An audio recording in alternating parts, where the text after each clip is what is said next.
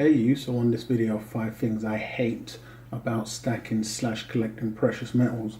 I'm going to be giving a couple of pointers on some of the things that I really hate when it comes to stacking slash collecting precious metals. So this is going to be in general, since I've been collecting in time, just the experience I've built up for all the good that's came with stacking metals, whether it be the large gains that I've seen increasing my stack for free, I don't know, the trial and error, the lessons learned when making losses.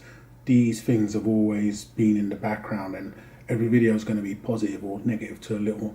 But I wanted to do this video just highlighting the current 5 top things I hate when it comes to stacking precious metals and collecting. So it'd be fantastic for individuals to leave in the comments any gripes or problems that you may have as an individual when it comes to stacking, hedging, investing, and the likes of precious metals in general, be it gold or silver. So I'm just going to go over the top 5 things that I hate when it comes to stacking precious metal. So we've got 5 coins here with the 5 in the middle. So getting straight into this, straight off the top, I'm going to say the first thing I hate when it comes to stacking precious metals, as I display this kangaroo coin, it's going to be the manipulation. I mean, everybody's going to hate that, and that's coming when you're talking about weight coins, collector coins, any type of coins we're talking about. We all know the prices are being manipulated. If anything, it's a "are we there yet" effect. It's got that bad. Individuals that I may deal with or talk with when it comes to metals, they'll be huffing and puffing. Everybody gets in and believes or may listen to a pundit or when they believe, whether it's the tail end of any year, when we're talking September to December, the hype really builds up about any moment now. Now is the time, or the crash is going to be happening. And we get individuals like we've just seen at time of the release of this video, where gold may spike, and you get flooded with the emails from the dealers that, oh, gold gone up 5% today and silver's lagging along, and time now, and then we get what we've currently seen right now. When it gets dumped, then the same dealers contact you again, like gold's 3% or 5% below today from it's just gone up, and it becomes frustrating, and I do hate it. But when I'm in it for the long game, I understand it. What goes up must come down. I feel like I'm young enough to ride out this yo-yo wave for the long haul, but it's whether I like it or not, it is something I definitely hate when it comes to stacking precious metals. So I'm definitely going to be adding this into the list when we're talking about the 5 things that I hate when it comes to stacking slash collecting precious metals. So that's going to be number 1. So we're going to be talking about manipulation there. That is the number 1 thing on the list of 5. So for number 2, we're going to be talking about the premiums, specifically in the UK, the high premiums that you have to pay. Now this is going to be mainly on silver when we're looking at it from a UK perspective, but I do absolutely hate it. Now premiums, if you're not paying VAT, so in the UK we have the VAT to worry about, and then what you could say are high premiums on top of that. So in some places where you're not worrying about the VAT, they may, I believe, in Europe, for instance, places like Estonia have no VAT, but the premiums. So it's the premiums that the dealers choose to slap on. Now, I know they're not doing this for charity, and we all need to get ours, but sometimes I feel like the premiums, some individuals and some dealers or some countries like the UK, can be taking a bit of a biscuit when we're looking at the premiums. The premiums, including the VAT, are a bit ridiculous in the UK, which leads me to shop elsewhere. I've seen one of the best places to buy silver would be somewhere like America, where you have close to no premiums or low premiums. You'll get a lot more spot only deals, and then you don't have to worry about whatsoever in a lot of the states. So being a European stacker is definitely one of the things I absolutely hate, and that's going to be the premiums. It can really just drain any type of potential profits if you're looking at a collector coin, or just put an absolute downer on the purchase. It's my early days I started purchasing from the UK. I think a lot of UK stackers make that mistake. And then once you find out about other places in Europe that either have low to no VAT, and then you're taking it on board with a low premium, like it's a little easier. But it's definitely something that I do hate.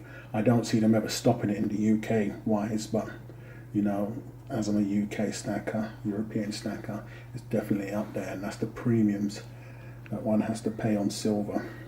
So we'll get into this next coin and the next problem and I absolutely hate, and that's going to be the neglect from the mints regarding milk spots.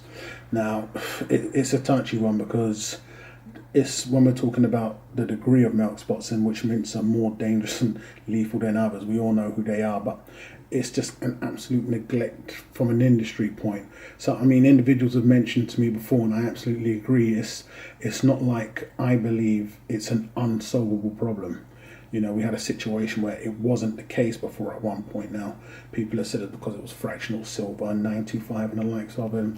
An individual once brought to my attention, I don't know whether he worked for the mint or it just came to the top of his head. And once again, I don't know how strong the source is, but he had mentioned that once upon a time, the mints, when they wasn't suffering from milk spots, were using a solvent, or well, the type of solvent that they used to clean the plant shits, that was highly toxic and flammable. And so I don't know, they said there was an incident at one point where individuals were getting poisoned or a fire, and then across the board all industries had to change to a different type of solvent that they use to clean the coins that are getting baked into the coin when they're doing whatever they're doing, and that's what's led to it. So that would lead me to believe, if that was to be true, once again I have no idea how true it is, that it's just a case of them having to address their problem again to use some type of cleaning solvent that isn't that were. I mean, they've solved their problem now where it being toxic and highly flammable, but we have the new problem where coins are just being riddled with milk spots. No mint is immune. So, you know, we just have worse mints. So you have the best of the worst, and then you have absolutely dreadful, but no mints are immune. So I think if they was to address it, if it was more of an issue, but they're obviously not looking at it like an issue. So I see it as absolute neglect from all mints when we're talking about coins, investment, weight, whatever we're talking about, collector coins. I feel like a lot of the mints are just absolutely neglecting the issue. They're addressing it and looking at it from my point of view, whereas, you know, it's minimal damage. You know, the majority don't care. It's only those fussy sods that either consider grading or do YouTube videos and bang about in forums. So we're just not going to address the problem. It must be too costly for them, but I think the mint that would address it, if it was as simple as that, could go on to really set the industry standard. But for now, while we still have that problem up there, it's something that I absolutely hate when it comes to stacking / collecting precious metals. So getting into number 4, we're going to be talking about the fear of confiscation. I absolutely hate that. Now, I've done a video already mentioning what I would do if the situation ever arose where it was back on the charts and, you know, governments wanted to confiscate our metals. I already mentioned that no chance in hell would I be compliant, but I just don't like the fact that it's attached to this asset that we're involved in. I mean, you look at the other things, whether it be your house or bonds and the likes of, I can't tell you whether they're under the same threat, but I do know it's happened in the past where they've asked individuals to hand in, and, you know, they can make it illegal.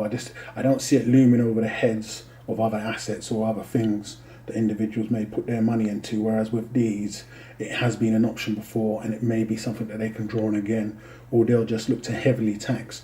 I don't like that it comes attached with the precious metals.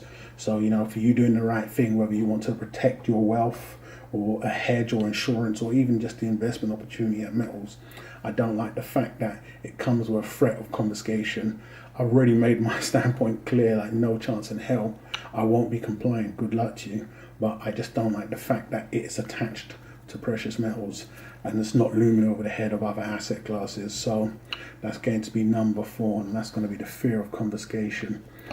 And so as we get into number 5, with the big 5 left over here, the 5-ounce gold kangaroo coin. Last but not least, this one's going to be more of a personal hate, but it's going to be prices ain't going low enough. So I hate at the moment that, you know, we're going through this whole yo-yo effect where today gold could be up 4 or 5%, you know, from where it was, or a 5% high of the year, and then tomorrow it's a drop again. I mean, when I first ever started looking into precious metals a very long time ago, I did actually go on to purchase an ounce. Now the crazy thing with that is that the ounce I bought at the time I went on to lose, but it was around 2005. And I purchased an ounce of gold. It was a Britannia from a store I was passing, and I think I got it for just over, a little under £300. Now I hate that currently we're stuck in a point or a phase where many say can go on forever, where they'll be manipulating the price of metals forever. But I just hate the fact that prices ain't dropping low enough. Some may call you stupid for purchasing silver or gold, but they say it can be in limbo forever. But I'd rather it be low than where it currently is right now. I'd have no problem if both dropped, purchasing in large quantities, because I've seen where it can stand and hold for a very long time. So I would have no problem putting more money into it. So I hate the fact that currently where it's sitting around, so in pound sterling, we've had it now sitting around where are we, the £12, £13 mark now, so the 12 to 14, so I don't know what that is in the dollars at the moment. So, but I would love it to drop below the £9 mark, so I don't know, $11, $12, even lower. But we just don't seem to be getting it, which is a good thing, and a lot of people saying that manipulation's getting weaker and weaker, and sooner or later they won't even be able to keep it where they've got it. But in these stagnant times, I'd love for it to be a lot lower. So that's just a pet hate, and that's going to be that prices ain't low enough. But I'm going to wrap this one up. So those are my top 5 hates when it comes to stacking slash collecting precious metals. As I mentioned, it'd be fantastic if you guys can leave in the comments what you actually hate when it comes to stacking, the whole process of being involved in it, or whatever that may be. So hate or love it, guys. It'd be fantastic to know what you actually think of this video. Go ahead and subscribe if you haven't done so already. Don't forget to come on and follow me on those other platforms that I've left in the descriptions. And I'll catch you guys on the rebound.